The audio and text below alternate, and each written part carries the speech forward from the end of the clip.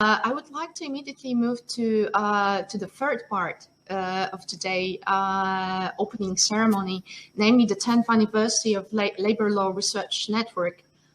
So, as John Lennon once said, a dream you dream alone is only a dream, but the dream you dream together is reality. So let us pass the screen to a person who can tell you more about the LLRN dream, was how it was made come true. Guy Davidov, a founder and chair of the steering committee in 2011 and 2015, and I can say a guiding angel of the whole network. Guy, the floor is yours. Thank you so much.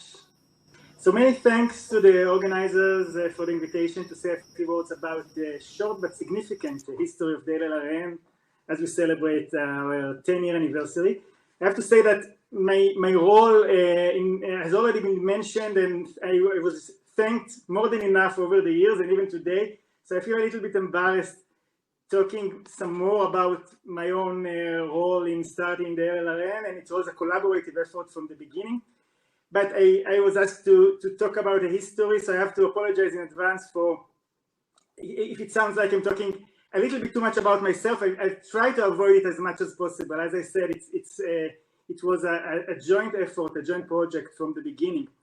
But I did start thinking about setting a new organization, the need for a new organization back in 2009, together with a few other people. And I think perhaps especially because I'm coming myself from a small country, I really felt strongly the need for an international community of scholars to share and discuss new research and open opportunities for collaboration. I already had some experience with all of the existing forums at the time, the International Society for Labor Law and Social Security Law, ILIRA, the Law and Society Association, and several other smaller and sometimes more local initiatives.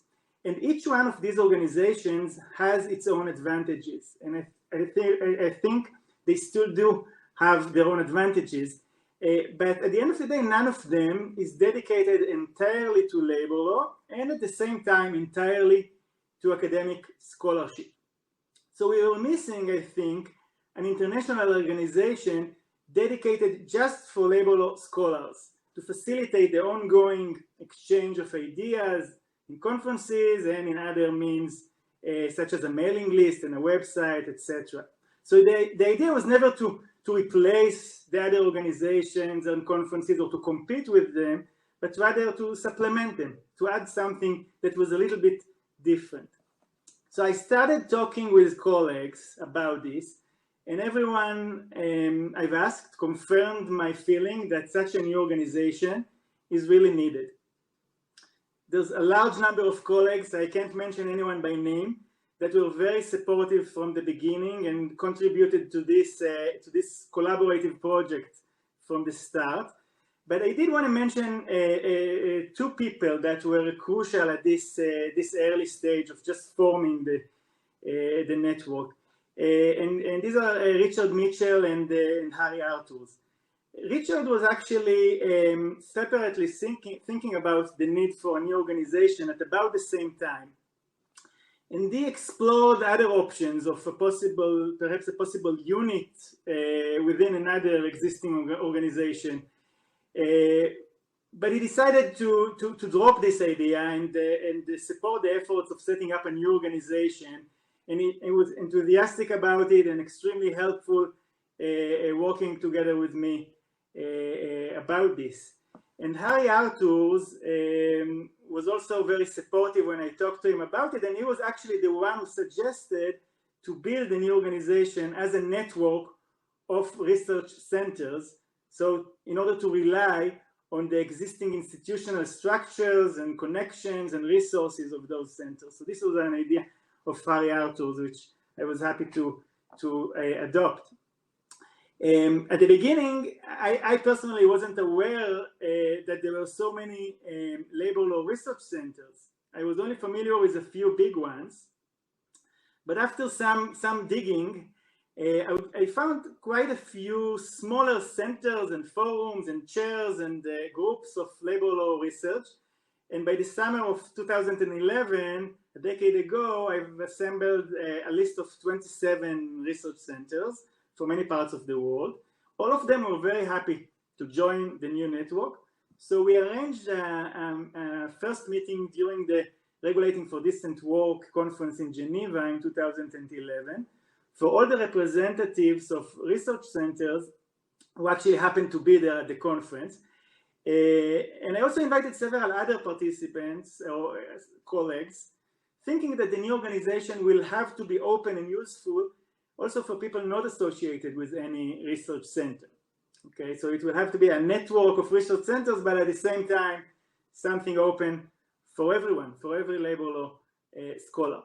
And at the meeting 10 years ago, almost exactly, we agreed on forming the new organization, decided on the name, and we agreed on having biannual conferences, which will be organized and hosted each time by a different research center. And there are also several key elements that we agreed upon early on, and I think have been part of the DNA of the LLRN ever since. First, we decided that the conferences have to be academically rigorous, expecting a high level of scholarship from participants, and that meant in particular that papers are not automatically accepted. Unlike the situation in some of the other conferences, we decided that there has to be a real process of review and selection, and the hope was that colleagues will be happy to participate even if their submission is not accepted in a given conference. And this is common in other fields and other successful conferences.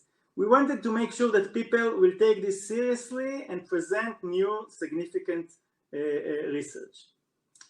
A second decision that was made early on by the group of people from all the research centers and all the other individual scholars who were part of the advisory committee was to strive to make the new network truly international, with a special effort to include scholars from less developed economies.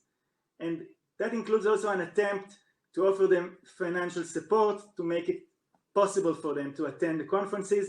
And this is, of course, an ongoing challenge which the network still faces today. We have been able over the years to raise some funding for that, and so I think we were reasonably successful in that, but I think there's a lot more that we should always strive to do more in that respect.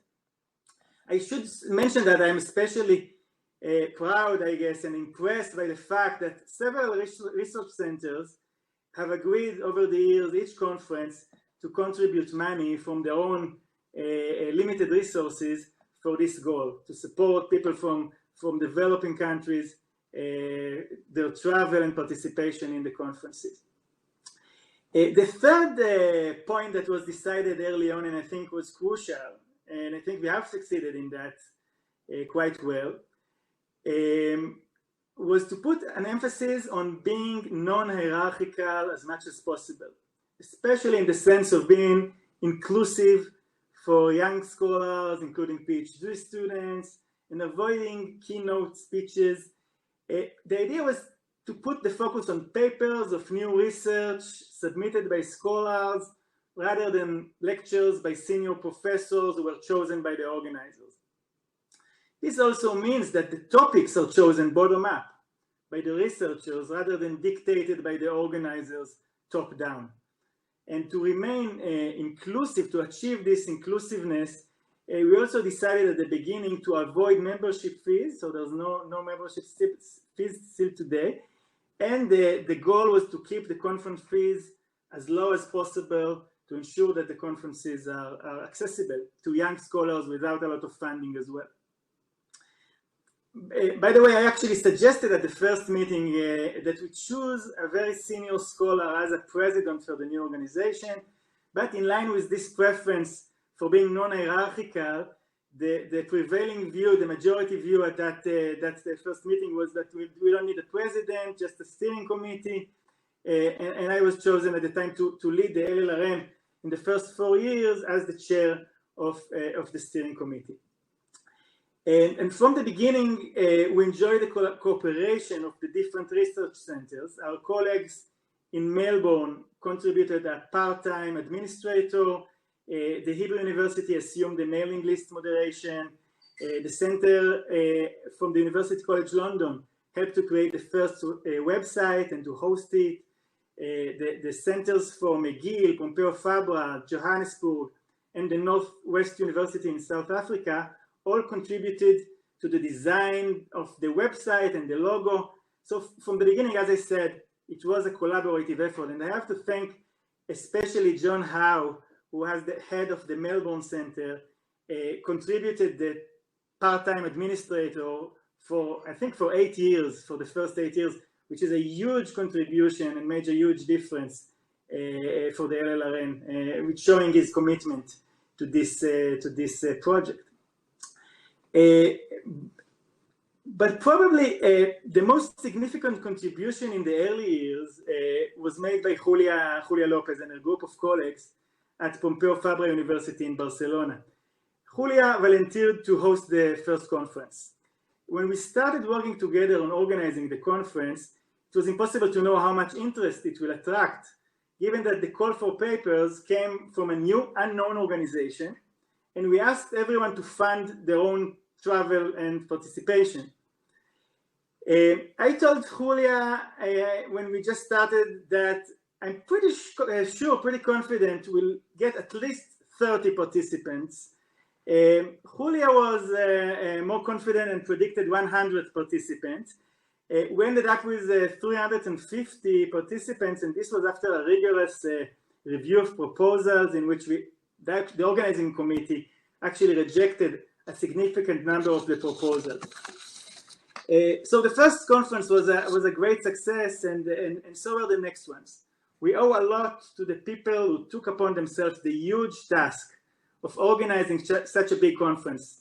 Evert Verhoop and Beryl Terhar and their colleagues in Amsterdam, Brian Langille and his colleagues in Toronto, Pablo Arellano and his colleagues in Valparaiso, and now the energetic group of Polish colleagues led by Łukasz, Isabella, Piotr, and Marta. The success of the conferences, for which the local organizers deserve the credit, was no doubt crucial in helping to establish the LLRN as a permanent organization. Almost finally, thanks to the two LLRN chairs who succeeded me, John Howe and the current chair, Tony Yanovitz, who have both done an amazing job. The LLRN continues to flourish. It now has 79 research centers from all over the world affiliated with the network, and a mailing list with 1,600 labor law scholars, all of whom signed up voluntarily to the list. I think that the mailing list itself is a great resource that helps to create a global community of labor law scholars who can easily reach out to each other. It seems perhaps trivial and obvious to have such a list once you get used to it, but we didn't have it before the LLRN, and many other fields of research still don't have such a mailing list connecting them. So overall, I think we managed, thanks to the collective efforts of many people, to achieve our original goals, and in fact, to exceed our expectations. I actually believe that the LLRN contributed, at least to some extent, to the creation of some new labor law research centers in some countries, which support collaborations and research also locally. I also believe that at least a little bit, the LLRN contributed to more people writing in English and sharing the research beyond the borders of their country, which I think is fantastic. I'm sure there are many areas in which we can improve. If you have any suggestions, Tonya is your address. We were very lucky to have her as our leader. Thank you, Tonya. And thanks again to the wonderful group of Polish colleagues for all the hard work organizing this event. I'm really excited to start the substantive discussions. Thank you. Thank you very much, Guy, for this lovely journey to the past. And also, I would like to thank Marta for letting me dream with her for more than 5 years already. It's a pleasure to have you here, Guy. Thank you very much.